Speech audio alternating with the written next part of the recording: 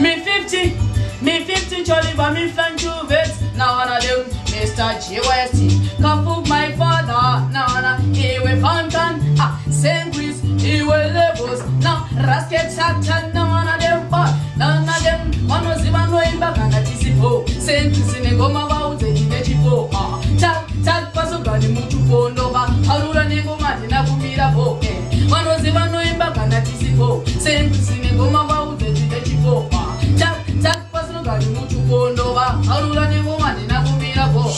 Nengoma, the Fantani Tanelingi, Tabapisa Nengoma, Pushigera, Lava Pingi. Tonagita say, Habunaga Garira Biti, Atidi Ono Nengoma, Tinoto Pisi. Why to say, the Pina Nechi Power, Namdara Fantani Sawa, Dovashanira. And the Tori Pakra, why the team Pana Vakutoni Tishara, Onoziva no Ibaka Tisipo, same to Sinegoma about in Nechipo, Chak Pasogani Mutupo, Nova, Aruna Negoma, Dinabumida Bo, Onoziva no Ibaka Tisipo, same to Sinegoma about in Nechipo, Chak Pasogani Mutupo, Nova, Aruna Negoma, Dinabumida Bo, Nengoma, Repetapokana Masbaiti, Miripa Simba, Kutangi Mutupo and Nike, and Pata, Fantani Aisa like Umana Umana Neniwa Kudapeti, Murimu Ground, Fanta Diere Fundava Quata Nema Goma, Unava Kutura Bef, Watipa Mutanz, Negoma, the Tori Chef, and did you want the moon one in Dodam to a Honosiva no Ibaka Natisipo, same to Sinegoma out in Negipo,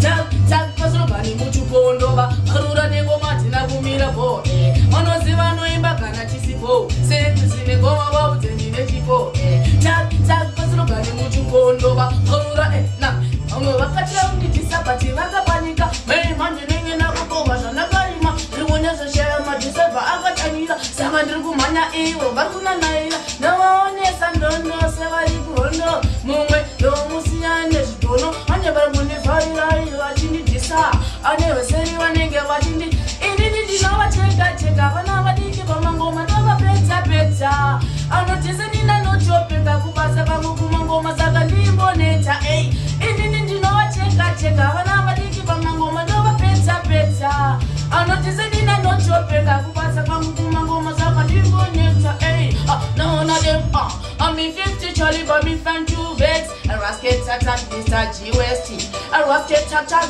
Darira Gunoti Westy and Mr. GWST.